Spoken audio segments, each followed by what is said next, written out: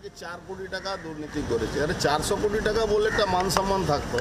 4 বছর সরকার ঘুমিয়েছিল, 4 বছর পরে হঠাৎ তাকে এসে বলতে হচ্ছে কিনা আমি দুর্নীতি করেছি। তৃণমূলে থাকলে দুর্নীতি নেই, আর বিজেপিতে এলেই দুর্নীতি।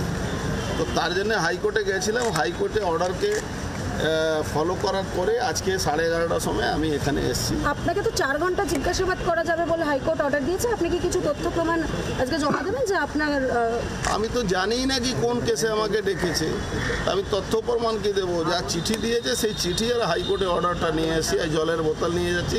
কেন এখানে তো কিছু খাবো না, খেলে কখন কোথায় কোন রাশিয়া থেকে বিষ আনিয়েছে, কোথায় কেমিক্যাল আনিয়েছে, খাইয়ে দেবে, বডিতে লেগে যাবে, মরে যাব, 3 মাসের মধ্যে মাল্টি অর্গান ফেলিওর হয়ে যাবে। এদের তো কোনো ঠিক এরকম নেই। আশঙ্কা করছেন কেন? 200% তৃণমূল কাছে কোনো পথ নেই। 2026-এর আগে বিজেপি যারা আগে সারানি যারা নেতারা আছে, অর্জুন সিং, শুভেন্দু অধিকারী, এদেরকে রাস্তা থেকে সরাতে হবে।